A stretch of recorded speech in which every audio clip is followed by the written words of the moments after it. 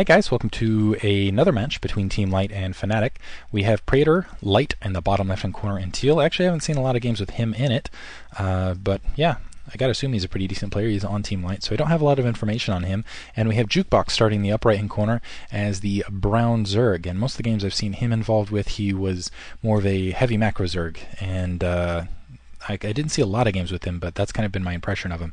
Anyway, this is going to be on Andromeda, which will really play, well, actually the spawn points are going to work out for Praetor fairly well, because it's big distance, first of all. You've got the entirety of the map between the two spawns, and second of all, just the way the spawns work up, you have this Overlord headed to the upper left-hand corner, and then you're probably going to have that drone scout sent to the bottom right-hand corner, so Praetor's base is going to get scouted absolutely dead last, and my assumption is that Praetor will most likely go with a very popular build, Corsair Reaver, which tends to be very effective on this map. Requires a lot of micromanagement. I think Praetor's up for it though, and you can do it because of that mineral-only top side. You've got additional minerals to really work it out. Looks like he's going to scout that upper left-hand base first. Anyway, Corsair Reaver, we saw it first when Quanro played Bisu, and actually on this map, and I think Quanro ended up beating Bisu in that matchup, but other Protoss kind of picked up on it and perfected it, and since then it's been very, very successful across the board, and it's kind of led towards the, I would say this map in particular was kind of the first map of the inside expansions for Protoss players, and I think that's been one of the big factors for Protoss dominance as of late, in particular the Protoss, the Corsair Reaver build. Anyway, we're seeing a 12th hatchery here from Jukebox. Here's that drone scout headed to the bottom right hand corner, faded to find absolutely nothing, and that second drone coming up to put down that hatchery to be a little bit more economical. So although at the very least he knows he's not going to be facing any zealots, he can pump up some drones in the meantime, so it works both ways. Forge now going down on that front door, and probably going to see a Nexus first, no matter what. Not no matter what, but usually you go Nexus first in the dark here, because it's a 4-player map. Even if you don't get the scout off, odds are he's gone for economy first. It's a safe thing to do. Seeing that hatchery though, so he knows he's going up against a 12th hatch, and he's going to wander in and see that spawning pool's very early in stages of digestion, doesn't have those giant claws coming out of it, and trying to get up a little hit on that drone. I'll wait for the claws actually. That's either, it's almost like a fist coming out of the ground. Drone scout now starting to wander about, it's going to finally get that scout in that bottom left hand corner, and be able to see, oh look, a Nexus going up, which is, it's got to be depressing knowing that your opponents, hey, look at that economy, darn it. And also seeing the Forge was cancelled. Wow, I take it back. Stealing some minerals here before leaving. This was incredibly risky from Praetor. He canceled his Forge to get his Nexus up sooner. So he knew that he was going up against a 12th hatch, and he knew the distance on the map. Taking full advantage, canceling the Forge and then going Nexus. Putting a pylon down, I think that's an off position. Yeah, so not able to deny that hatchery. Trying to be annoying with that probe, but looks like Jukebox going 3 hatchery in the meantime. But wow, very risky on his part. If any Zerglings had been sent down towards his base, he would have had a hard time fighting them off. But again, because of the distance, he should be in a pretty good position to work this. He doesn't have to worry about Zerglings as much because it's just such a big map. But that was incredibly risky. A way to, well, not incredibly risky, way to kind of play the map advantage, actually. I gotta commend Praetor for that. Secondary up, and it looks like the mineral-only hatchery on the way, so we're going to see some sort of 3 build, and it looks like we've got the probes now being transferred for Praetor. And he's got that gateway up. He's only going to build that single cannon and rely on the fact that it takes Zerglings frickin' forever to get across the map. Jukebox being a little bit careful here. He's getting that creep colony down. He doesn't want to have Zealots running into his base. He knows going after that 3 hatch fairly early can leave you vulnerable to Zealots just kind of running by and going for some free kills. He does have those Zerglings and a little bit of blockade. Looks like now he's going to start wandering out into the field, and Overlord starting to push out. Another Probe Scout actually wandering up as well. And the other benefit of that is that Sunken Colony can deny scouts, which is really its more prime purpose, is to make sure that Probe Scout can't get up the ramp, so he has no idea what he's doing as far off that 3 hatchery build, whether he's going Mutalisks or Hydralisks, etc., until the Corsair comes out. And sometimes you can knock down that Corsair with the able to get it in 2 hits with the Scourge, and that's even better advantage there. So first Zealot going to be produced to provide a little bit of defense on that front door, and we got the Cybernetics core going up as well. Second gas up, Pylon in position to assist in mining. Second gas going down, and now we'll see again what we transfer into. And I'm really, I'd be excited to see some Corsair Reaver.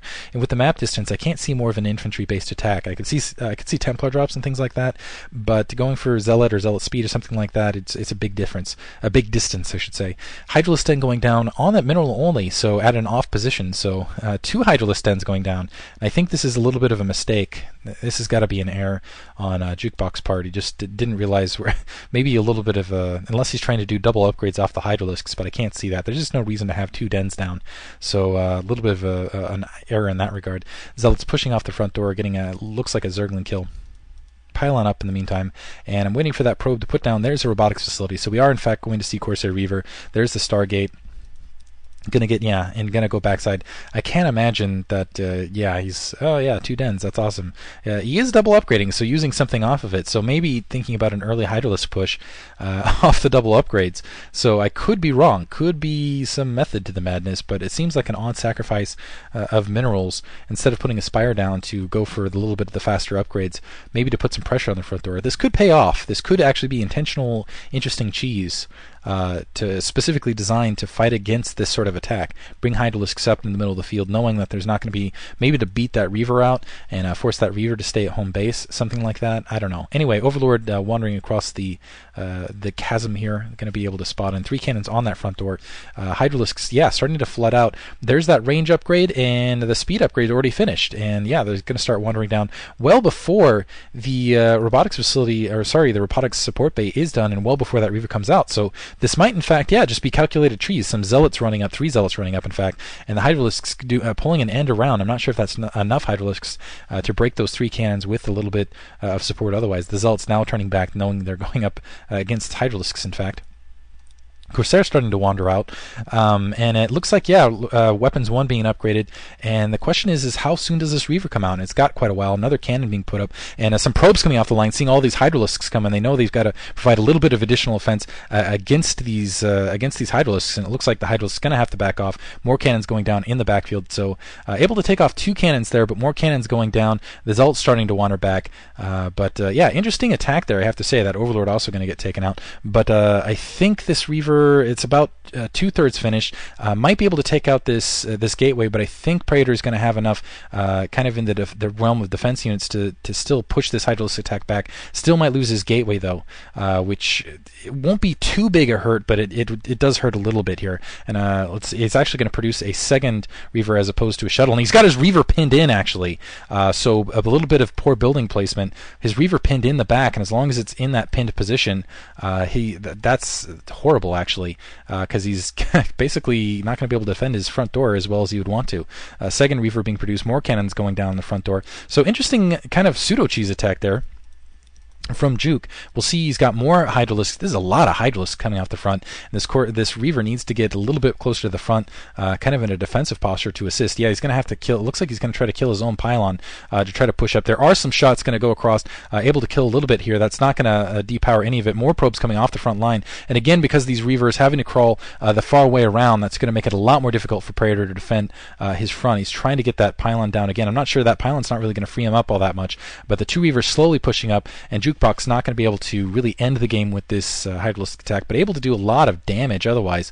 And this is actually putting Praetor into the red. Usually you see Protoss in the red at this stage, not, or I'm sorry, the Zerg in the red, not the Protoss in the red, but losing all those pylons, having to kill his own pylons, he's in the red at this stage. So a little bit bad on the robotics facility placement, additionally with the pylon and cannon placement, hurting Jukebox hurting Praetor at this stage. Jukebox with some interesting creativity early, and I like that. That was a very creative attack.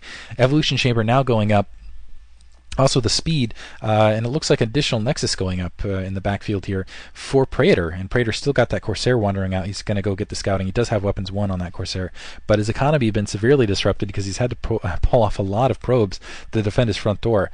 This front door, though, pretty solid now with those 2 Reaver and these cannons up here. Still no gateway, and I'm trying to think actually if you need, I don't think you need an additional gateway to put down more robotic facilities or Stargates. As long as you have that cybernetics core, I think you're good.